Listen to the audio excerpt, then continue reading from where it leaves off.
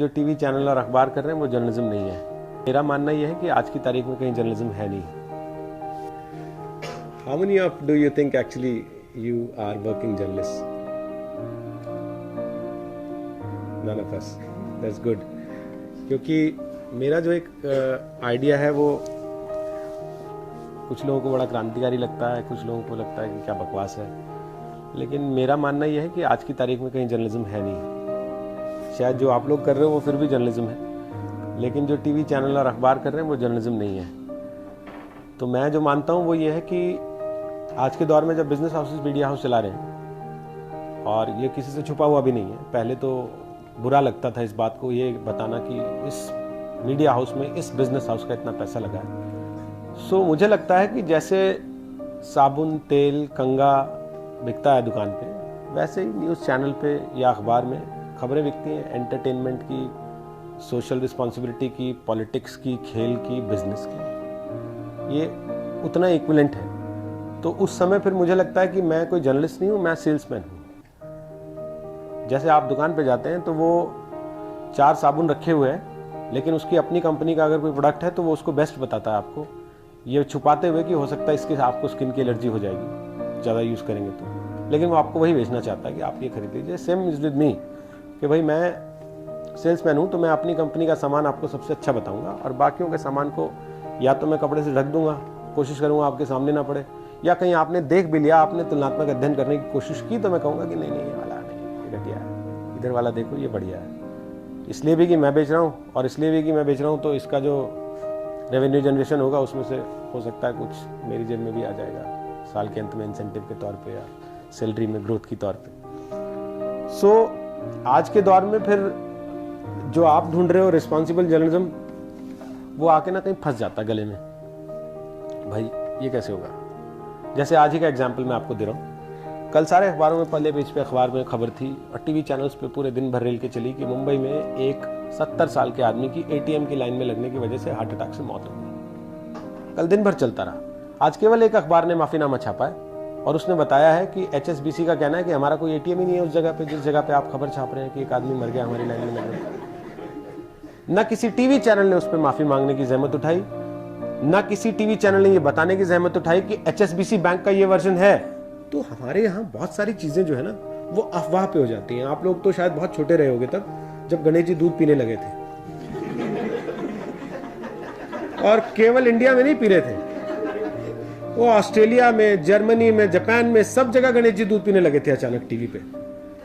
और मैं ये जानते हुए, मैं बहुत छोटा था तब, होऊंगा शायद 10-11 साल का, मैं जानते हुए कि भाई ये दूध नहीं पिएंगे, मैंने भी अपने चम्मच में दूध डाला और मेरे घर में गणेश जी थे, मैंने उनके मुंह पे लगा दिया, और जब लगा दिया तो वहां सारा दूध दूध दूध दूध गिरता रहा।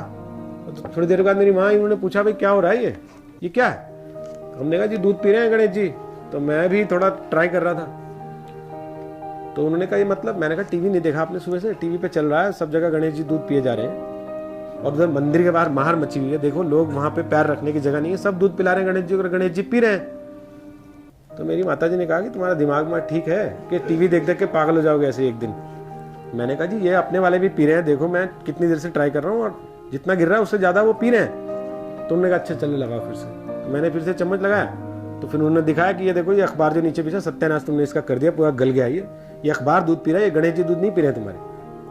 फिर मुझे लगा कि अच्छा मंदिर में भी देखना चाहिए भाई मंदिर में कैसे पिए जा रहे हैं। तो मैं मंदिर गया तो मंदिर में जाके देखा वो गणेश जी के नीचे से जो नाली जा रही थी, पीछे से सारा दूध वहीं जा रहा था। और टीवी चैनल पे क्योंकि चल रहा था तो सारी दुनिया अपने अपने घर से लोटे में दूध ले लेके पहुंच रही थी गणेश जी को दूध पिलाने के लिए। तो मेरा पॉइंट ये है कि भाई ये भी तो रिस्पॉन्सिबल जर्नलिज्म का हिस्सा है कि हम लोगों को आगाह करें चीजों को लेके, हम लोगों को जानकारी दे चीजों को लेके, हम लोगों को, हमें जब पढ़ाते थे तो कहते थे आइस, यानी कि इंफॉर्मेशन, कम्युनिकेशन, एंटरटेनमेंट। हम आजकल केवल एंटरटेन ही कर रहे हैं, हर चीज में हमें लगता है भाई एंटरटेनमेंट हो जाए बस बहुत है। पब्लिक जो है रिमोट का इस्तेमाल नहीं कर ले, बाकी सब ठीक है। सो ऐसी ऐसी चीजें ढूंढ के लाओ कि भाई एक आदमी घर से निकला था, ऑटो में जा रहा था, ऑटो वाले ने उसको घेर लिया कि अच्छा तेरा बैग तो जो है वो गाय की चमड़ी से बना हुआ है, साले तू पिट के जाएगा आज मेरे से। और उसके बाद उसने 4 गोरक्षक गुंडे भी बुला लिए, और पूरा 1.5 दिन टेलीविजन पे इस पे डिबेट होती रही। अखबारों ने फ्रंट पेज पे उसको कैरी किया कि हिंदुस्तान में तो भाई बड़े हालात खराब हो गए। उसके 1 महीने बाद क्या होता है, जब पुलिस जांच कर लेती है पूरी, तो पता लगता है कि जो टाइमिंग्स उस आदमी ने बताए थे कि जी मैं 11 बजे घर से निकला था, वो 11 बजे निकला ही नहीं, वो तो 1 बजे अपने घर से निकला, उसकी सोसाइटी का सीसीटीवी बताता। वो कहता है कि मैंने 11:15 ऑटो बोर्ड किया था, वो तो ऑटो में बोर्ड किया ही नहीं। 1 बजे से 1:10 तक वो वॉक करके अपने ऑफिस पहुंचा। 1:09 पे उसके ऑफिस का सीसीटीवी दिखा रहा है that he was getting inside. It means he never boarded an auto. Where was ही?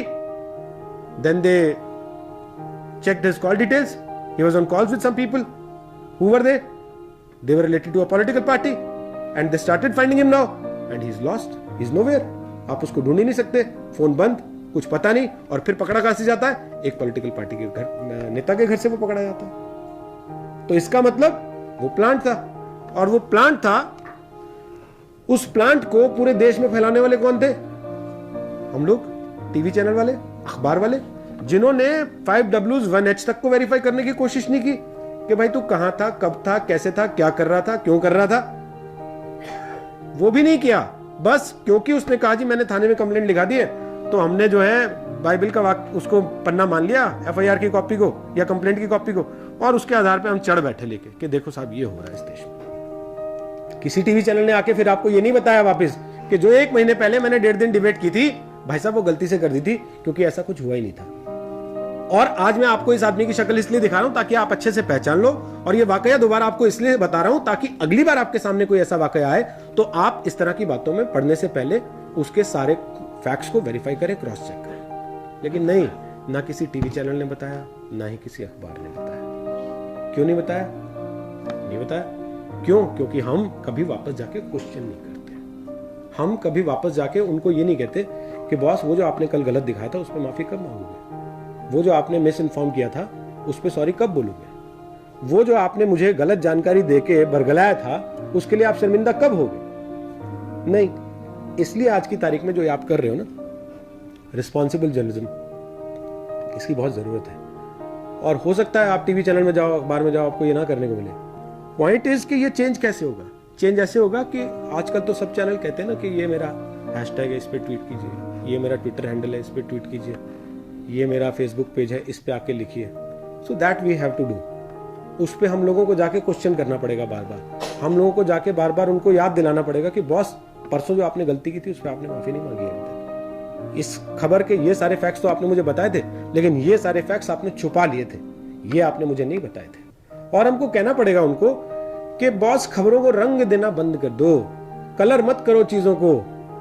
मैं कहता हूं कि सर्जिकल स्ट्राइक हम लोगों को करनी पड़ेगी व्यूअर्स को, टेलीविजन रिमोट से। क्योंकि टीवी चैनल को मैं आपको बता देता हूं, मैं अकेला आदमी जो टीवी में काम करके भी इस तरीके से बोलता हूं कि टीवी की औकात केवल उतनी है जितना आपका रिमोट है, और 1 सेकंड के 1000वें हिस्से में आप उसको जमीन पे ला सकते हो।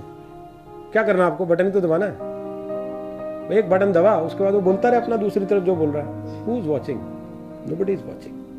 And when nobody is watching, that Thursday when he gets his TRPs, he will lose his bread and butter.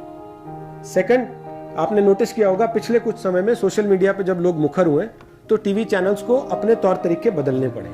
TV channels को लोगों के व्यू पॉइंट को फिर वापस टीवी के स्क्रीन पे जगह देनी पड़ी है। भले ही वो नीचे उसके फॉर्म में देनी पड़ी हो, भले ही वो सोशल मीडिया वॉइस के नाम पे लोगों को इनवाइट करके देनी पड़ी हो, लेकिन देनी पड़ी है। और अब वो ये नहीं कर पाते कि भाई अपना एक तरफा रेंटिंग चलता गया और उसके बाद बंद करके बैठ गए कि चलो हमारा काम आज का खत्म, अब तुम लोग अपना सो जाओ, कल हम फिर आएंगे, फिर तुमको ज्ञान देंगे किसी चीज पे और फिर तुम झेल के हमको सो जाना। नहीं, अब ऐसा नहीं होता। तो उसके लिए अब आप लोगों को थोड़ा सा और एक्टिव होने की जरूरत है। आप जहां जहां भी अपने फील्ड में काम कर रहे हो, आप बैंकिंग में कर रहे हो, आप सोशल सेक्टर में कर रहे हो, आप एडवर्टाइजिंग में कर रहे हो, जिसमें भी कर रहे हो भाई, आप वहां रहते हुए टीवी देखते हो, अखबार पढ़ते हो, जहां कोई गलत चीज आपको दिखती है, you should question that. When you start questioning, they will have to develop this habit of answering people.